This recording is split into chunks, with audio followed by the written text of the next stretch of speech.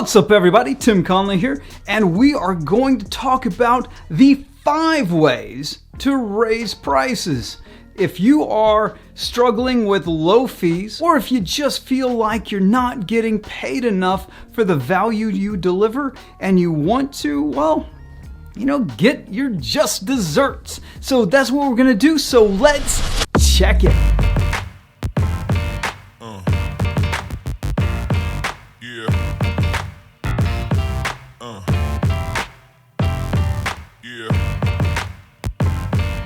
All right, we're going to get into the 5 ways of raising prices. You're probably going to do a combination of these because some people you need to do the hardcore hard price raise, and a few others you might want to be a little softer with. So before I get into it, I did a video, my last training video was on client stacking. If you've not watched it, go back and watch it because it talks about going up in value, going up in price, delivering far greater value for the clients you have right now, creating case studies out of that, and then moving up to the next level.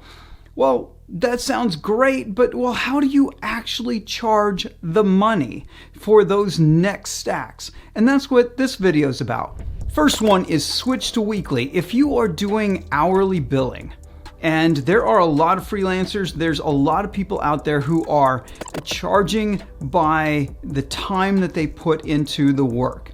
And it's really hard to switch over from hourly billing to selling your thinking. So let's go into the next step up. And let me be clear about this. We're not raising our actual hourly rate. We're raising our effective hourly rate. And what I mean by that is when you switch over to weekly billing, you're going to get paid for X number of hours every single week. So if you're working full time for a client on a project and you're going to get paid for 40 hours, you are going to just get them to pay you right up front. So here's what happens in hourly billing is you think, oh, should I bill for that meeting? Like they brought me into this meeting, took up 2 hours of my time, nothing got done. Should I bill them or not? And a lot of times you don't. A lot of times you stop billing people for taking up some of your time. Oh, what about all the admin work that comes along with serving a client?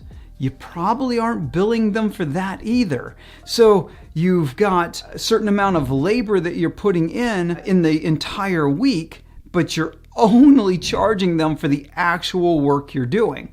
And that's going to cause your hourly rate to be actually lower. By billing for the week and actually getting paid up front for the week, and maybe getting paid up front for several weeks before you get going so that you are never behind and need to be in the collector's position, you can bill ahead of time, and then your effective hourly rate will cover all the stuff, all the meetings, all the admin, and the labor that you're doing. That's one way of raising your rates without actually changing the price per hour. Number 2 is very similar. Switch to project work. If you're doing hourly or if you're doing weekly, switch to project work. This one gets a little tricky because now we've got to be a scope commander. We've got to make sure that there's no scope creep. We don't want to agree to doing a certain type of work and then the client keep asking, well, could you do this? Could you do this one thing? Could you make a little tweak here? Could you make a little tweak there? And then the next thing you know, your effective hourly rate has dropped way down. So this one does have that tricky caveat. But in project billing, it's not about time anymore. There's no time commitment. It's get it done as fast as you possibly can, and you will make more money. So if you charge $10,000 for this project, and it takes you 1 hour to do it, you made $10,000 for an hour. To the client, they don't care how much time you put into it. They care about the end result. So project billing gives you the ability to focus on end results only and not on whether your labor, your hourly labor, is actually worth it to the client. Because who wants to sit and justify their activities for the week to a client that needed to be done for a project. Because a lot of clients will be like, I don't think I should have to pay for that. I think that's just the cost of doing business, so I don't want to pay for that. That's one of the biggest problems with hourly and weekly billing, is that they might want to argue with you about the individual charges that you're making. They may want a timesheet, and let's not play that game. We want to be experts that they're coming to for results and not for our manual labor. Let's be honest about price. The price we're charging, we picked because we felt comfortable with it. It wasn't because the market dictated that this was the price.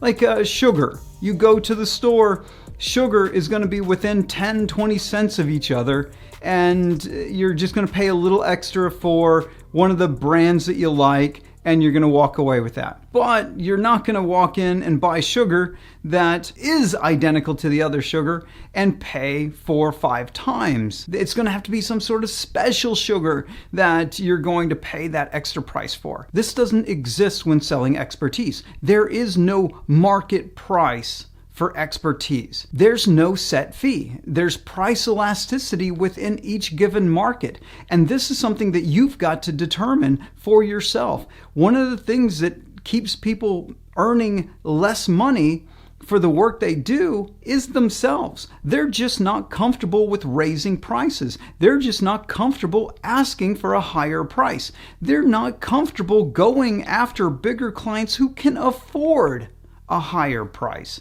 It's themselves that is setting the price. And if you can't get over that, it doesn't matter these techniques. It doesn't matter these different ways of raising prices, because you'll never do it. You'll never feel comfortable with it. So you have to get uncomfortable with it. You have to develop the internal fortitude to ask somebody to pay you the money that you're worth. The third one is we raise fees on new clients. So our old clients, we're not even going to bother with touching their fees. So we're just going to keep doing things the way they were. We don't want to rock the boat. We're just going to let them pay us and keep paying us the way they're comfortable paying us. So then all new clients, we just say, here's what our fee is. And we justify ourselves with case studies and outcomes and to show that we're an expert. And then we never tell them that we used to charge less than this. They're going to assume that at some point in your career you charge less, but they're not going to argue with you. They see you as the expert who can solve their problem, and this fee that you've just now quoted them is acceptable for the return on investment they're looking for.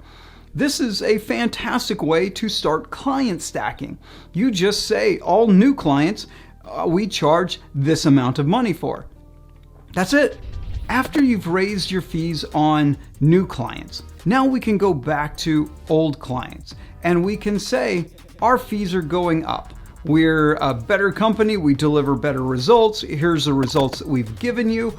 And now we're going to raise our fees to this.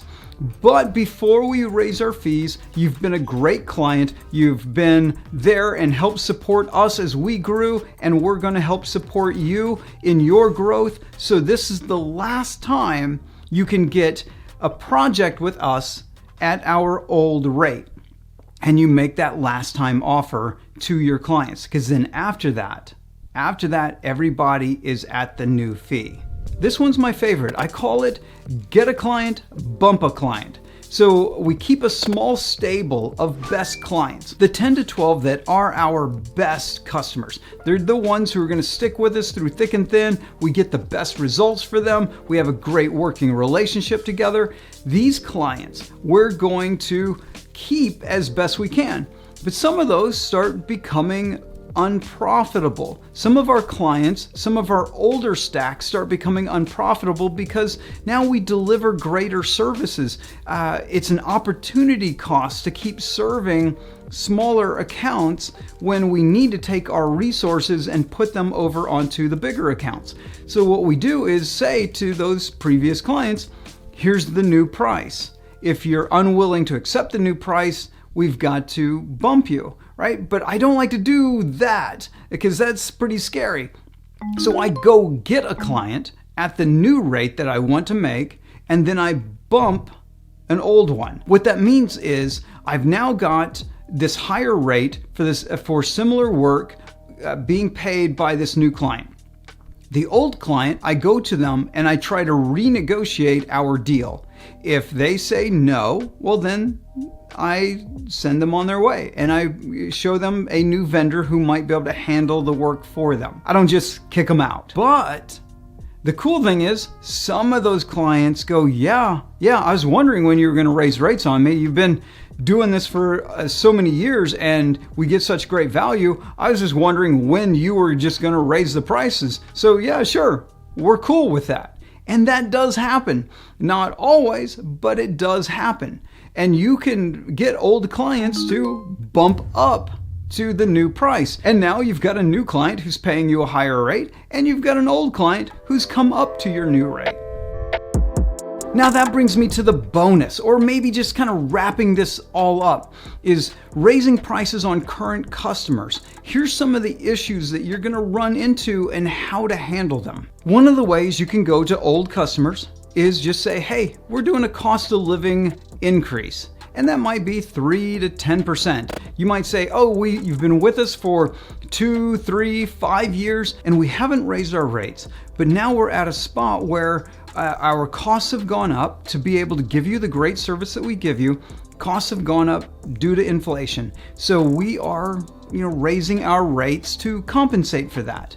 And usually a client will say, okay, if they feel that they're getting proper value and if the increase isn't greater than 20%. So 20%, they've been a client for 5 years and you jump up 20%, they're probably going to be okay with that.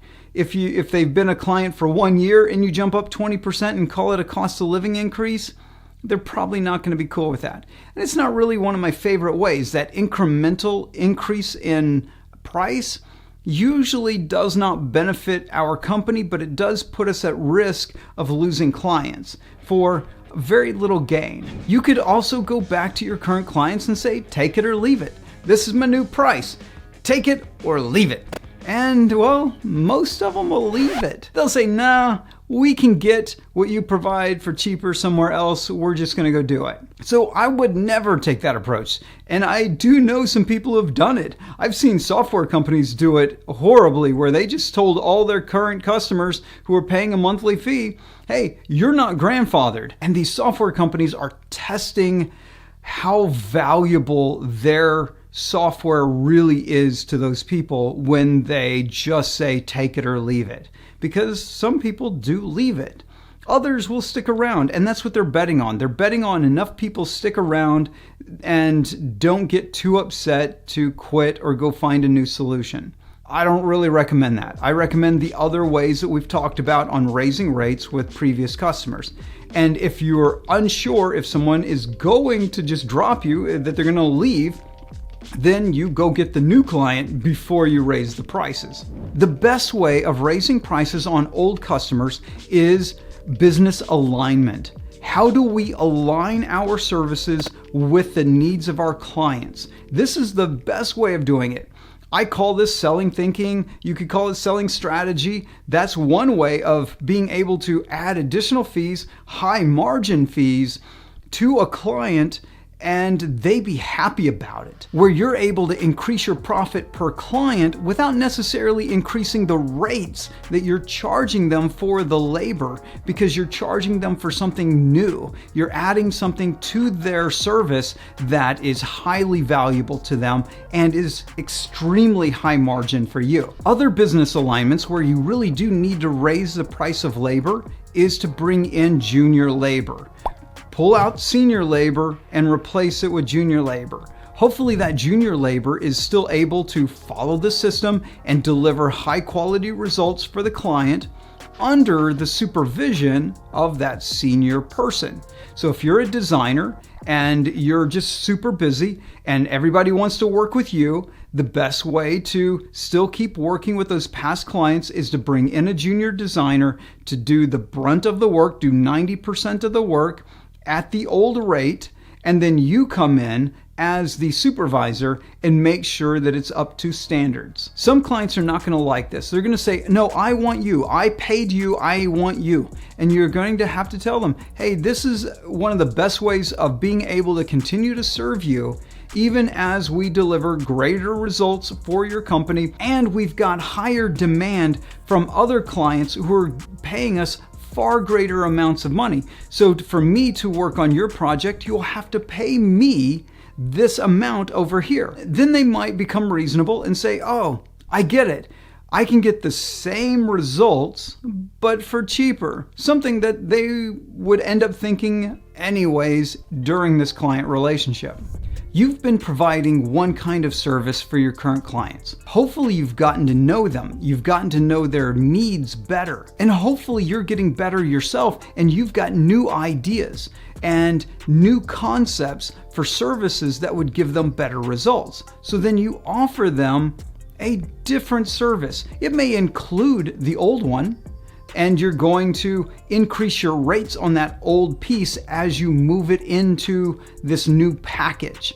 The new package is going to get them better results. Now, when we take all 6 of these concepts and we put them together, we're able to raise our rates quickly. The only thing really stopping us from raising our rates isn't our clients. It's our own self-worth, our own belief in ourselves, and the outcomes that we can achieve for them.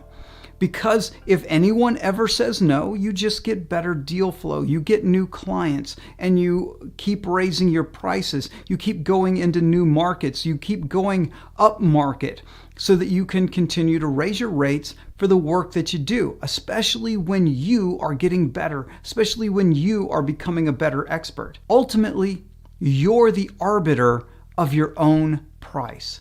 You are in control of how much money you get paid. I hope you found this guidance on raising your prices useful or at least motivating so you get appropriately paid for what you deliver.